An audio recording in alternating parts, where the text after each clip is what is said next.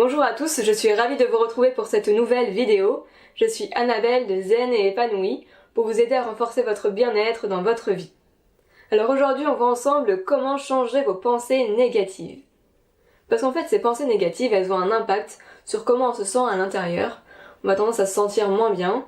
Et puis ces pensées, elles ont un impact également sur comment on va agir dans notre quotidien et les résultats qu'on va retirer. Et ces résultats vont venir confirmer nos croyances limitantes. Donc plus on va apprendre à changer nos pensées, et plus on pourra changer notre énergie, nos actions et nos croyances. Et puis en fait 95% des pensées qu'on a aujourd'hui sont les mêmes qu'hier. C'est-à-dire que c'est facile d'avoir une journée aujourd'hui qui ressemble à celle qu'on a eue hier et d'avoir une journée demain qui ressemble à celle d'aujourd'hui. En fait on est plus ou moins programmé pour rester les mêmes personnes dans notre futur. À moins de modifier les 5% de pensées qui sont différents chaque jour et d'apprendre à les tourner vers ce qui nous permet d'évoluer, vers ce qui va nous permettre d'être plus confiants, et bien petit à petit, ça va nous permettre d'avoir des pensées vraiment différentes et de reprogrammer les 95% de pensées restants.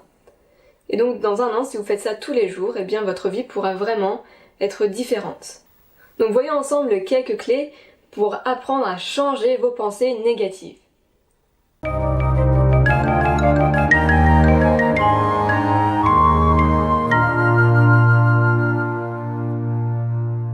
La première clé pour pouvoir modifier vos pensées négatives, ça va être d'apprendre à vous observer. Parce qu'en fait, en vous observant, vous allez apprendre à mieux vous connaître et à prendre conscience de vos pensées. À prendre conscience quel est le type de pensée que vous avez, dans quelles situations elles ont tendance à être plus présentes, si c'est plutôt des pensées qui sont positives ou négatives, si elles ont tendance à vous plomber votre énergie ou au contraire à l'élever. Et petit à petit, en prenant conscience de vos pensées, vous allez pouvoir modifier celles qui sont délétères pour vous. Prendre conscience, c'est déjà le premier pas vers le changement. Ensuite, la deuxième chose, une fois que vous avez pris conscience de ces pensées négatives, ça va être de prendre la décision de les changer. Parce que ces pensées ne vont pas changer toutes seules, il va falloir que vous fassiez des actions et que vous ayez l'intention de les modifier. Et en fait, nos pensées, elles ont le pouvoir qu'on leur donne. Ce sont en fait, quand on y réfléchit, c'est simplement un courant électrique. Mais des fois, tellement on ne sait pas dans notre société comment les maîtriser, nos pensées, c'est plutôt elles qui ont tendance à diriger notre vie. Et parfois même, on a tendance à s'y identifier. Mais en fait, nous ne sommes pas nos pensées et ça s'observe très bien quand on fait de la méditation. À certains moments, nos pensées, elles vont ralentir, elles vont être moins nombreuses parce qu'on arrête de les alimenter. Et du coup, on est toujours là même si les pensées, elles sont moins présentes. Donc ça va être de prendre la décision. Ok, est-ce que là, j'ai les pensées les plus utiles pour moi, ou est-ce que je pourrais en avoir qui me servent un peu plus, et de vous entraîner, à les transformer. Et donc ça nous amène à la troisième clé, qui est d'être vigilant par rapport au vocabulaire que vous utilisez.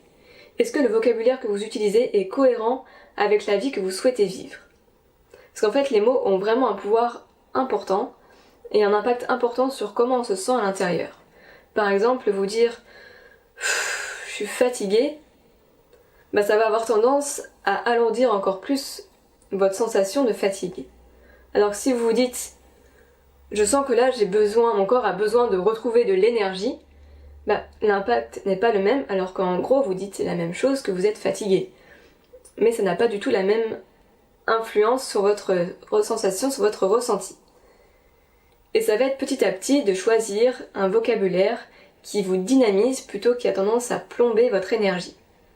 Vous dire je vais retrouver de l'énergie, je vais trouver une solution, je suis confiante, plutôt des choses qui sont positives pour vous et qui vous donnent l'envie d'avancer.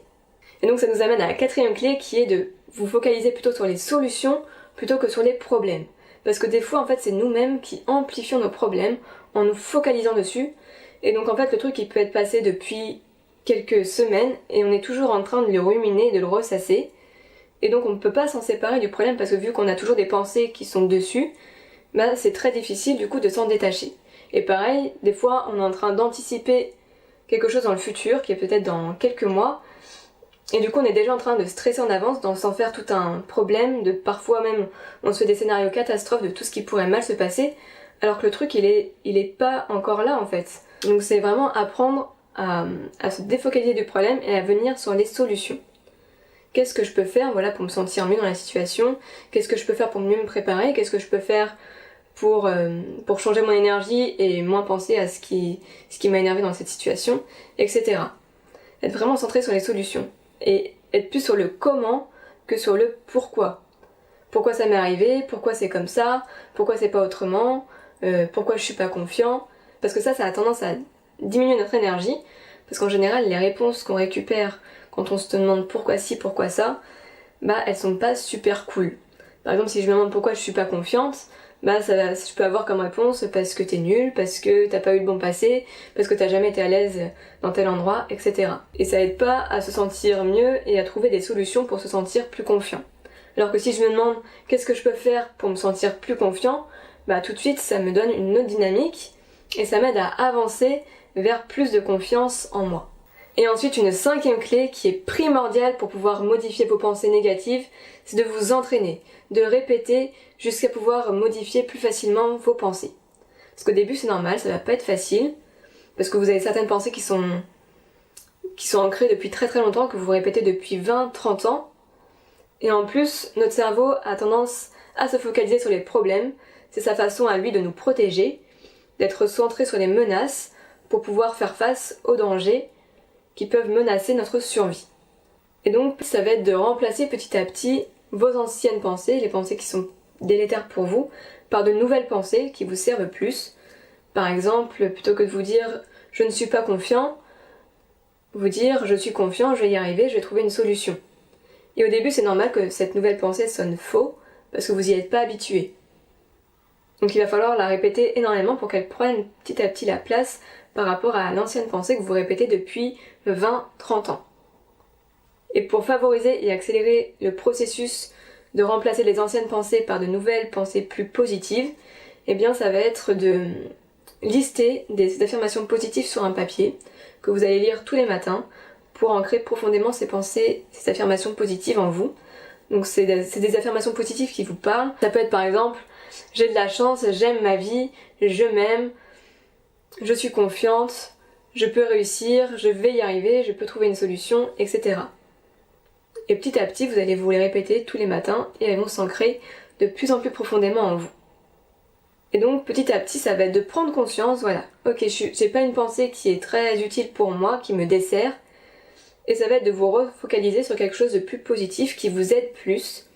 Ça peut être par exemple une affirmation positive, une question qui vous aide à avancer, qu'est-ce que je peux faire pour être fier de moi ce soir. Vous pouvez également vous centrer sur quelque chose dans l'avenir qui vous donne envie, qui est plutôt positif pour vous. Ça peut être par exemple un échange que vous allez avoir dans votre journée avec quelqu'un que vous appréciez, un week-end que vous allez passer en famille, etc. Et puis il y a des fois où modifier ces pensées négatives, ça va être plus difficile parce que vous allez être tellement envahi par vos pensées que vous allez avoir du mal à vous en détacher.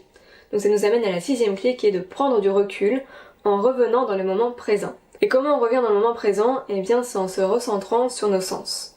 Qu'est-ce que je vois ? Qu'est-ce que j'entends ? Et qu'est-ce que je ressens ? Ça peut être par exemple, je vois telle personne, je vois tel objet, tel meuble, j'entends des bruits de voiture, j'entends la voix d'un collègue, et ça peut être, je ressens l'air sur ma peau, je ressens le contact de la chaise sous mes fesses, le sol sous mes pieds, etc.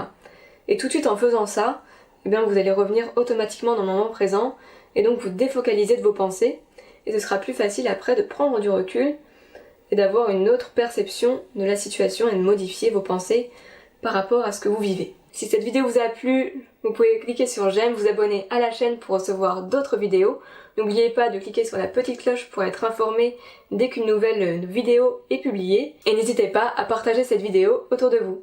Je vous souhaite une excellente journée. Prenez soin de vous.